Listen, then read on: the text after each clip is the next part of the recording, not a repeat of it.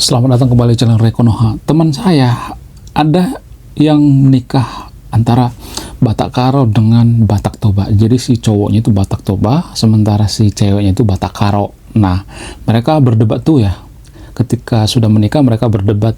Mereka memperdebatkan apa? Memperdebatkan Karo bukan Batak. Istrinya kekeh atau bersikeras mengatakan bahwa saya itu bukan orang Batak. Saya itu orang Karo. Nah, karena mereka terus-terusan berdebat ya, akhirnya mereka tes DNA. Mereka membuktikan apakah Karo bukan Batak itu benar adanya. Tahu apa hasil daripada tes DNA teman saya ini? Hasilnya adalah, nanti akan saya jelaskan ya. Jadi banyak yang minta saya bahas tentang Karo bukan Batak, padahal saya udah sering bahas tentang Karo bukan Batak ya. Di video sebelumnya saya udah banyak tuh bahas tentang Karo bukan Batak. Jadi topik ini sebenarnya udah lama ya, cuman saya tidak pernah bahas sedalam ini gitu. Dan di sini saya tidak berpihak ya, saya berpihak pada Batak Toba, saya tidak berpihak pada Batak Karo ya. Ya, saya tidak berpihak, saya benar-benar netral ya. Jadi sebenarnya kronologi munculnya Karo bukan Batak atau tagar Karo bukan Batak itu muncul dari diskusi internet dan di rumah buku di Padang ya. Jadi diskusi ini kemudian melahirkan banyak pegiat seperti Karo bukan Batak ya. Kemudian sebenarnya diskusi ini sudah ada sekitar tahun 1990-an ya. Namun diskusi ini dulu dilakukan di grup-grup Yahoo ya, sementara di zaman sekarang ini dilanjutkan lagi gitu, tahun 2010 ke atas itu dilanjutkan di grup Facebook. Nah, di grup Facebook ini baru viral ya, di YouTube juga ada yang bahas ini. Jadi saya benar-benar netral ya, saya tidak berpihak pada Batak Karo, saya tidak berpihak pada Batak Toba. Saya mengurai dari pemikiran-pemikiran rasional gitu. Saya akan memberikan bukti-bukti yang valid gitu, bukti-bukti sejarah. Sebenarnya kalau boleh jujur ya, salah satu bukti yang paling masuk akal kenapa Karo itu orang Batak adalah karena filsafat orang Batak atau falsafah orang Batak itu sama dengan orang Karo. Jadi mohon maaf ya bagi teman-teman orang Karo atau orang Batak ya, sebagian mungkin ada yang tidak paham ini karena hal ini tidak familiar ya, kurang familiar. Apa itu filsafatnya atau falsafahnya? Falsafahnya adalah rakut sitelu ya. Jadi dalam bahasa Batak itu biasa disebut dengan dalihan natolu. Dalihan natolu itu hubungan antara apa? Antara kekeluargaan ya, yang semarga, terus saudara perempuan, kemudian mertua kita. Nah, itu rakut sitelu atau dalihan natolu. Nah, kalau misalnya orang Karo itu bukan berasal dari orang Batak, kenapa falsafah mereka itu sama? Rakut sitelu dengan dalihan natolu itu sama, cuman bahasanya yang beda ya. Agak mirip-mirip sebenarnya. Telu, tolu, bahasa Bataknya tolu ya. Sementara bahasa Karo disebut dengan telu, rakut sitelu ya. Jadi ini salah satu bukti yang paling kuat. Kemudian bukti lainnya misalnya ya, marga ya. Jadi marga orang Karo itu ada yang mirip dengan marga orang Batak. Marga apa itu? Marga Sitepu ya. Sitepu, Munte, Purba, Sinulingga.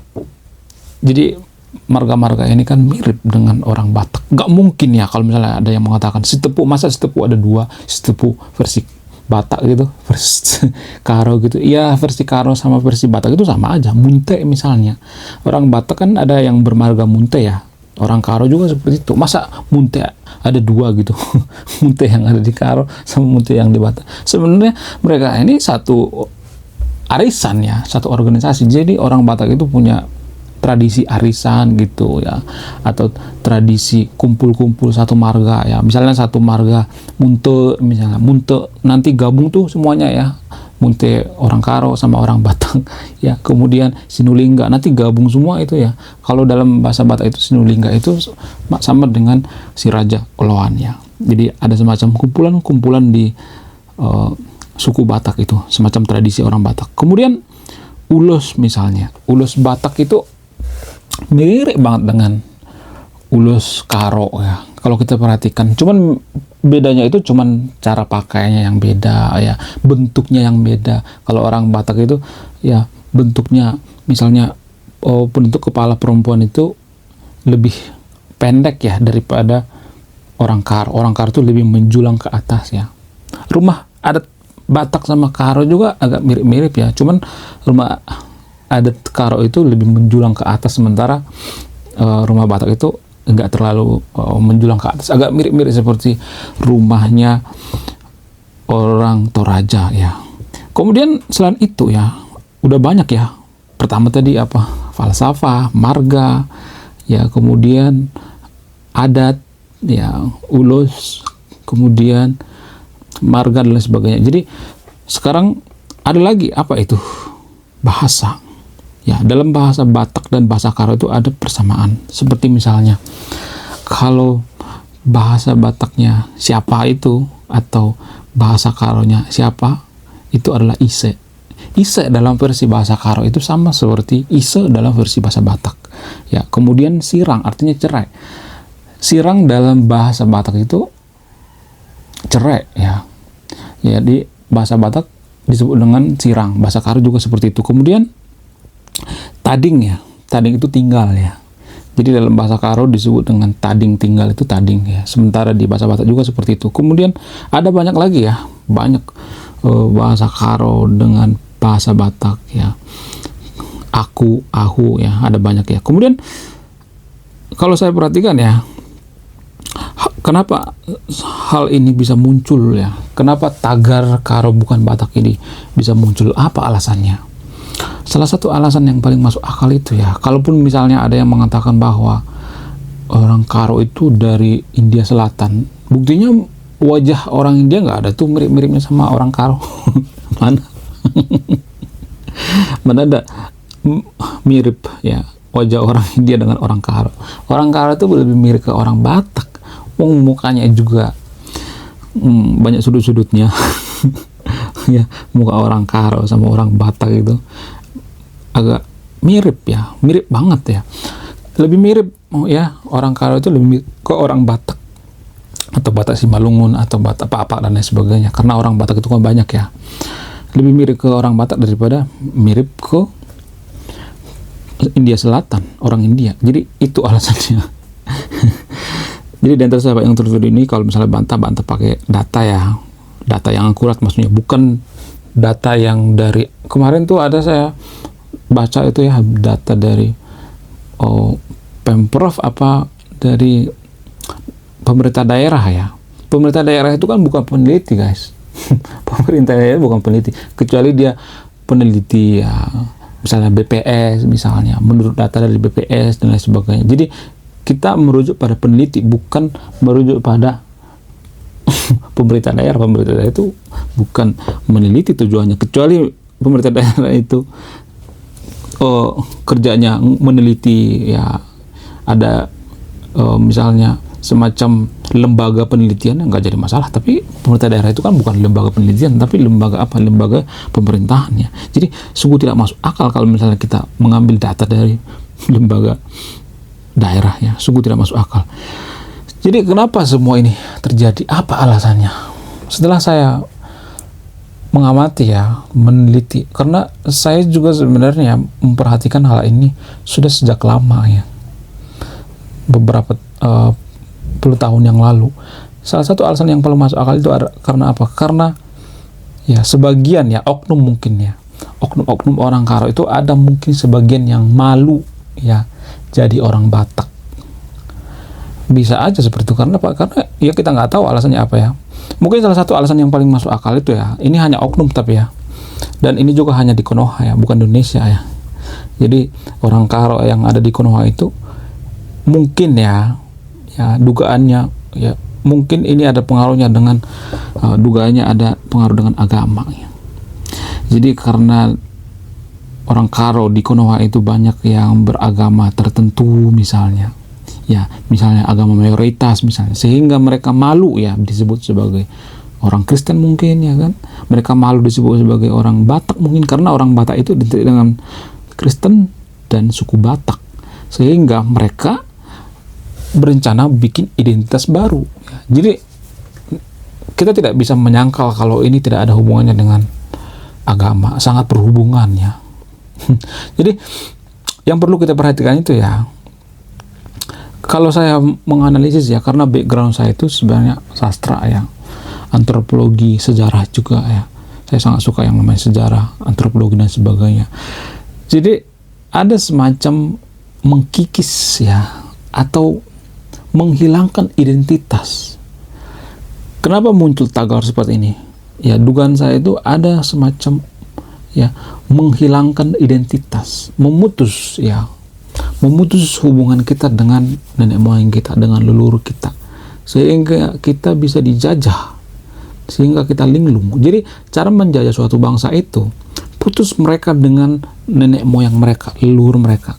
Kalau mereka sudah terputus dengan leluhur mereka, dengan falsafah ya, seperti falsafah Daliana Tolu ya, Rakuk Setelu ya, itu yang mereka putus ya. Jadi di antara sahabat yang nonton video ini ya, misalnya kalau Anda itu orang Karo tuh, Anda sangat beruntung ya. Sangat jarang orang yang bahas seperti ini, meneliti sejauh ini ya. Jadi bagaimana caranya menjajah suatu bangsa itu adalah dengan cara memutus hubungan mereka dengan nenek moyang mereka, memutus hubungan mereka dengan apa? Dengan emosional nenek moyang mereka, seperti falsafah ya. Falsafah Rakut Setelu atau Daliana Tolu ini sangat powerful ya. Untuk apa? Untuk menjadikan orang Batak itu semakin kuat ya, persaudaranya makin kuat ya. Kita harus menyayangi keluarga kita harus menyayangi keluarga dari istri, keluarga dari suami ya, keluarga dari mertua dan lain sebagainya. Itu kan Rakut Setelu ya. Jadi ini erat kaitannya dengan masalah kekeluargaan atau masalah adat istiadat budaya. Jadi ada kemungkinan ya kelompok tertentu, oknum tertentu di balik tagar Karo Bukan Batak ini untuk menjajah orang Karo itu sendiri ya. Bagaimana menjajah suatu bangsa? Nggak usah bawa senjata, nggak usah bawa menggunakan fisik misalnya.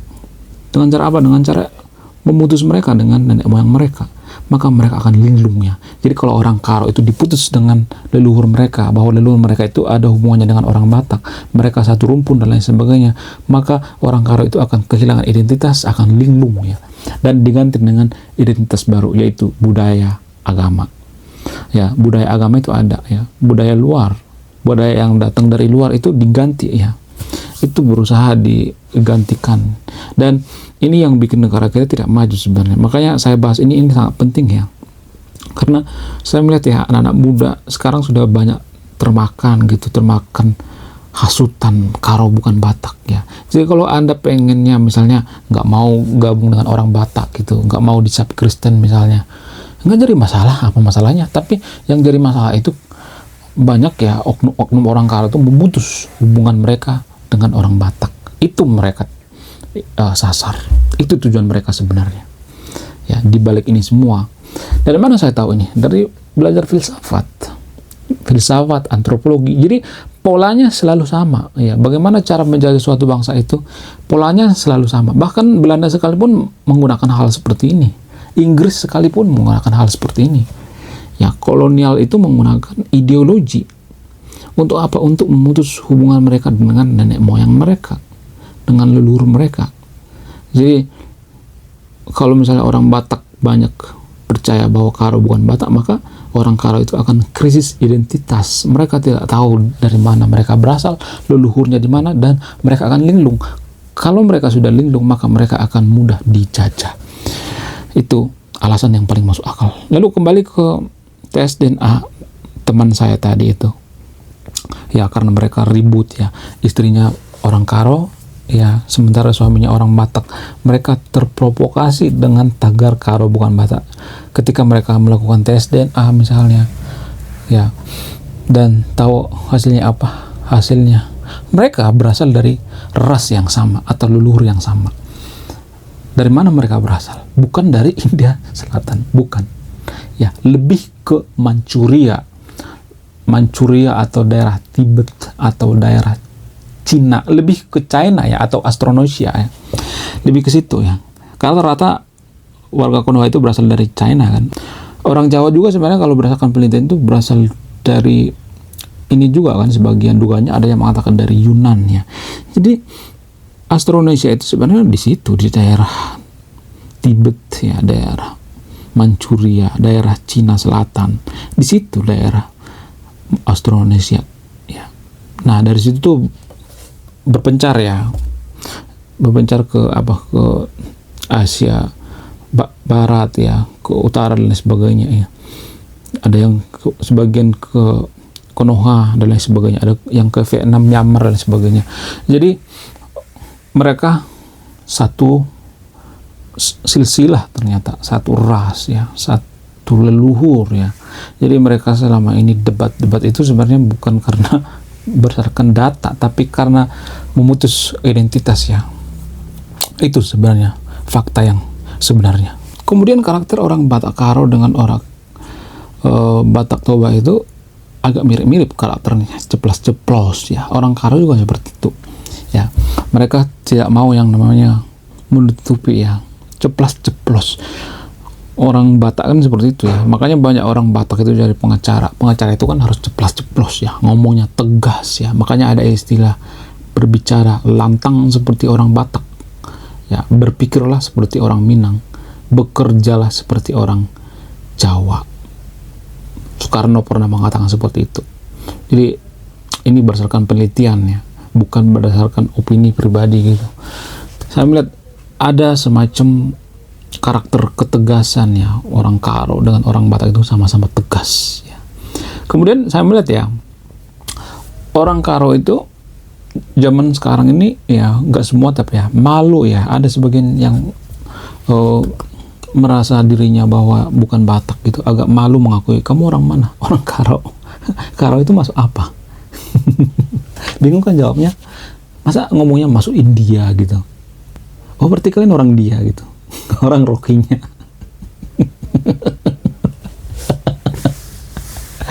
Emang orang Rohingya sama orang Karo itu mirip? Enggak kan? Masa kalau ditanya, oh saya itu keturunan India Selatan, oh saya itu orang Rohingya. Gak lucu kan kalau ada yang nanya gitu, Karo itu masuk apa? Iya masuk orang Batak lah ya kan, masa Karo berdiri sendiri? Gak ada yang namanya suku Karo, yang ada suku Batak, Batak Toba, Batak Karo, Batak Papak, Batak Mandailing ya, Batak Simalungun ya. Jadi di video sebelumnya saya udah bahas sebenarnya ini. Menurut penelitian dari Bungaran Simanjuntak ya, salah satu guru besar Unimed ya, jurusan antropologi. Beliau pernah meneliti DNA orang Batak. Dari mana sebenarnya orang Batak ini berasal? Di video sebelumnya saya udah bahas ini ya, tapi saya akan ulas lagi di sini ya, karena ini ada hubungannya dengan orang Batak Karo ya. Jadi gini, sebenarnya orang Batak itu menurut penelitian ya, menurut jurnal paper daripada Pak Profesor Dr. Bungaran Simanjuntak ya. Beliau meneliti ternyata orang Batak itu berasal dari Manchuria sekitar beberapa puluh ribu tahun yang lalu ya. Dari Manchuria, terus mereka dikejar-kejar oleh bangsa Tartar. Nah, nanti baca itu papernya, ada di internet itu banyak tuh. Nah, mereka dikejar-kejar oleh bangsa Tartar karena zaman itu kan masih syarat dengan perang suku ya. Nah, ketika mereka dikejar-kejar oleh bangsa Tartar, mereka melarikan diri ya dari Tibet Utara, terus turun sampai ke Thailand ya. Makanya di Thailand itu ada budaya Dongson. Nah, budaya Dongson ini sebenarnya yang bawa itu orang Batak ya, yang dikejar-kejar oleh bangsa Tartar tadi itu. Nah, kemudian mereka menyeberang ke Indochina ya, terus menyeberang ke Filipina. Makanya di Filipina itu ada suku Batak di sana. Nama tempat juga ada Batak di sana. Nah, itulah alasannya kenapa ya ada orang Batak yang mirip dengan orang Filipina, suku tertentu di Filipina ya. Kemudian dari Filipina mereka masih trauma gitu, dikejar-kejar oleh bangsa Tartar. Mereka menyeberang sampai ke Sulawesi ya. Maka sebagian ada yang tinggal di sana. Itulah alasannya kenapa ada suku Toraja. Suku Toraja itu banyak kemiripan dengan orang Batak ya. rumahnya, kemudian apanya, banyak marganya juga ada yang mirip, bahasanya juga mirip, ya bentuk mukanya juga mirip, ada banyak kemiripan. Kemudian apa lagi? Ya, setelah dari Toraja mereka terus menyusuri terus mereka sampai ke Sumatera Utara. Nah, ketika mereka sampai ke Sumatera Utara, mereka sampai di pinggiran Danau Toba. Ya, di Danau Toba itu ada sebuah daerah bernama Pusuk Buhit. Pusuk Buhit ini adalah sebuah gunung yang sangat gede ya. Jadi mereka selalu mencari tempat yang tinggi untuk apa? Untuk menghindari kejar-kejaran dari bangsa Tartar ya. Sementara ya saat itu terjadi perang suku ya. Kalau boleh jujur ya, orang Batak juga sebenarnya ya ada berapa kali diinvasi, kurang lebih 8 kali diinvasi oleh apa? Suku-suku lainnya seperti pasukan Iman Bonjol ya, kemudian Kesultanan Aceh juga, Belanda, ada banyak tuh, ada sekitar kurang lebih 6 sampai 8 kali diinvasi. Nah, semenjak saat itu ya mereka berpencar ya, mereka tinggal sementara di pinggiran Danau Toba, sebagian ada yang tinggal di Danau Toba, sebagian lagi ada yang berpencar ke arah Simalungun, ada yang berpencar ke arah Karo, ada yang berpencar ke arah Pakpak dan sebagainya. Makanya jadilah bahasa Batak itu berubah-ubah gitu, karena sudah ribuan tahun ya berpencar. Dan sebagian lagi ada yang tinggal di pinggiran Danau Toba. Nah, yang tinggal di pinggiran Danau Toba ini adalah Batak Toba asli sekarang ini ya. Jadi itu silsilah orang Batak, atau itu cerita orang Batak yang sangat rasional ya. Ini berdasarkan penelitian ya, berdasarkan paper dari Bungaran Simanjuntak yang berjudul Orang Batak Berasal dari Manchuria. Oke, sekian video ini, terima kasih sudah menyimak. Dan tersahabat yang nonton video ini, kalau misalnya ada punya teman orang Batak yang merasa bahwa dirinya orang India bukan orang Karo, silakan share video ini. Saya Rekonoa, salam rasional.